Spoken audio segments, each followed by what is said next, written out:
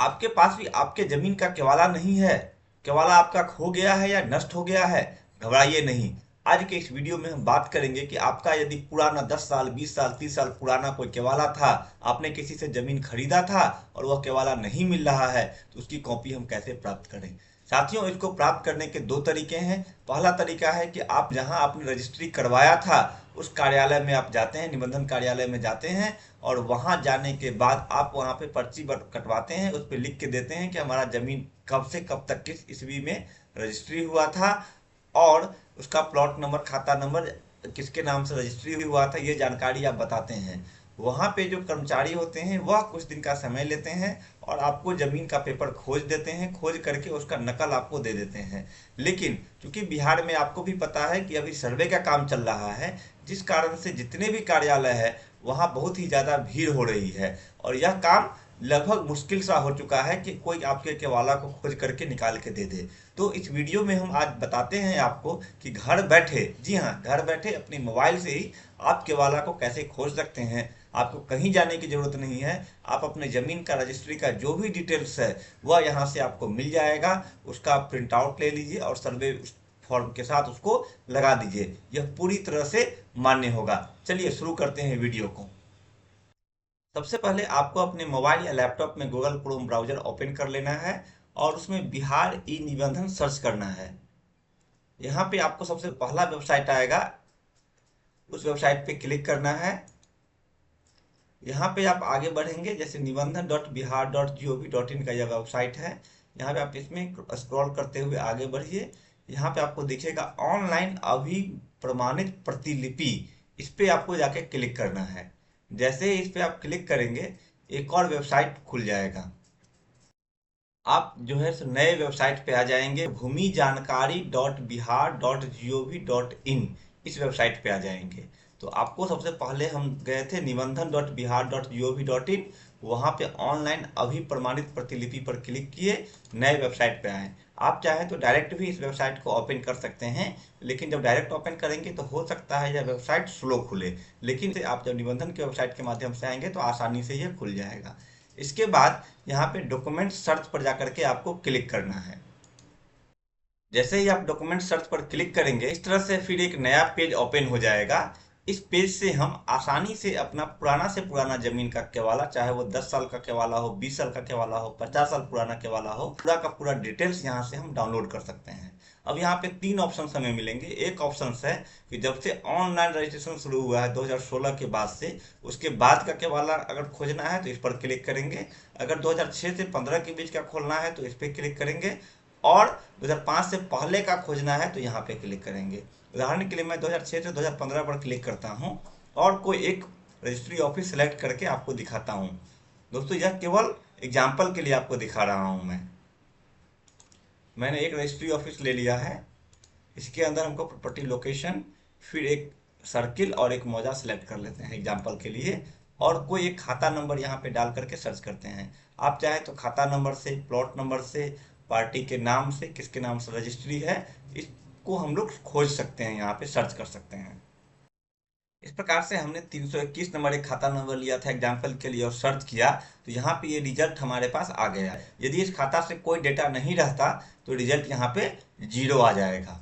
तो अगर आपके खाता का रिजल्ट 0 दिखा है तो आप प्लॉट नंबर से सर्च कीजिए, पार्टी के नाम से सर्च कीजिए। लेकिन यदि आपका रजिस्ट्री हुआ है तो निश्चित रूप से आपको मिलेगा ही मिलेगा। अगर आपका हो सके 2006 से पहले का होगा तो बिफोर 2005 में सर्च कीजिए, मतलब सही पीरियड आप सेलेक्ट कीजिए कब आपका रजिस्ट्री हुआ था और इसको सर्च कीजिए। यहाँ पे डिटेल्स आपको 100% अवेलेबल ही अवेलेबल है।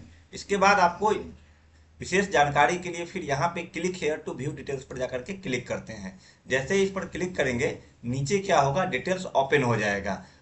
अब यहाँ पे इस जमीन का डिटेल्स ओपन हो गया। अब इसमें भी और अधिक जानकारी के लिए व्यू डिटेल्स पर जाकर के हम यहाँ पे क्लिक करेंगे। व्यू डिटेल्स पे क्लिक करते ही ये पेज ओपन हो जाएगा, जिसमें हमें अपने पूरे जमीन का जो हमारा रजिस्ट्री पेपर था, जो केवाला था, उसका पूरा डिटेल आ जाएगा कि यह केवाला कब किया गया था, किसने जमीन को बेचा, किसने जमीन को खरीदा, ये दोनों पार्टी का डिटेल, कहाँ का जमीन है, क्या प्लॉट नंबर है, क्या खाता नंबर है, ये पूरा डिटेल आपको इससे मिल जाएगा। इस डिटेल के माध्यम से आप सर्वे फॉर्म, जो घोषणा पत्र है, इसको आप भर सकते हैं और अगर सर्वे कर्मी जो आपके वकील होंगे, सर्वे सरकारी वकील या जो कानूनगो होंगे, वो आपसे अगर मांगते हैं जमीन का प्रूफ, तो इसको आप दिखा सकते हैं। साथ ही अगर आपके जमीन पे जिसका जमीन था वो अगर आपको आपत्ति दर्ज करता है कि ये जमीन तो हमारे पूर्वज के नाम से है, तो आप इसको एज ए प्रूफ दिखा सकते हैं कि आपके पूर्वज ने तो ये जमीन हमारे सदस्य को, हमारे परिवार के सदस्य को, हमारे दादा परदादा या पिता जिसको भी बेचा हो,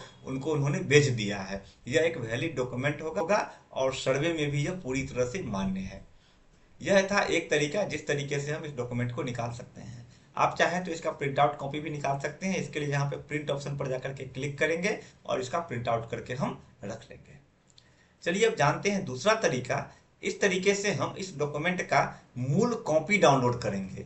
मूल कॉपी अर्थात इसका जो आपने रजिस्ट्री करवाया था, इसका स्कैन कॉपी आपको पीडीएफ फॉर्म में मिल जाएगा विथ डिजिटल सिग्नेचर, जिसमें जो आपके यहाँ के सीईओ होंगे उनका डिजिटल सिग्नेचर भी होगा। तो यह डॉक्यूमेंट जो है सो पूर्ण रूपेण कोर्ट में भी हर जगह वैलिड होगा। चलिए जानते हैं दूसरा तरीका।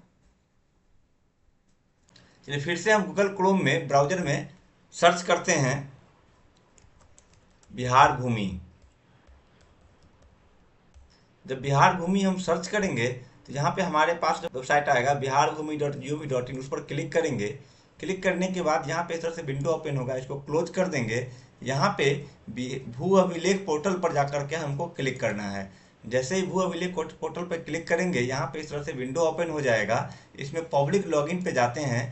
पब्लिक लॉगिन पर जाने के बाद अपना रजिस्टर्ड मोबाइल नंबर देंगे, उस पर ओटीपी आएगा, उससे लॉगिन करेंगे। यदि आपने अपना रजिस्ट्रेशन अभी तक इस पर नहीं किया है तो सबसे पहले यहाँ पे क्लिक हेयर पर क्लिक करके आप अपना मोबाइल नंबर दीजिए, सबमिट कीजिए, आपका मोबाइल नंबर रजिस्टर्ड हो जाएगा। उसके बाद आप लॉगिन कर सकते हैं। हमने ऑलरेडी रजिस्ट्रेशन किया हुआ है तो हम अपना मोबाइल नंबर दे करके यहाँ पे रजिस्ट्रेशन करते हैं। मोबाइल नंबर डालने के बाद यहाँ पे लॉगिन पर हम जैसे ही क्लिक करेंगे, हमारे पास मोबाइल पे एक ओटीपी आ जाएगा। अब हमको क्या करना है, इस ओटीपी को यहाँ पे एंट्री करना है।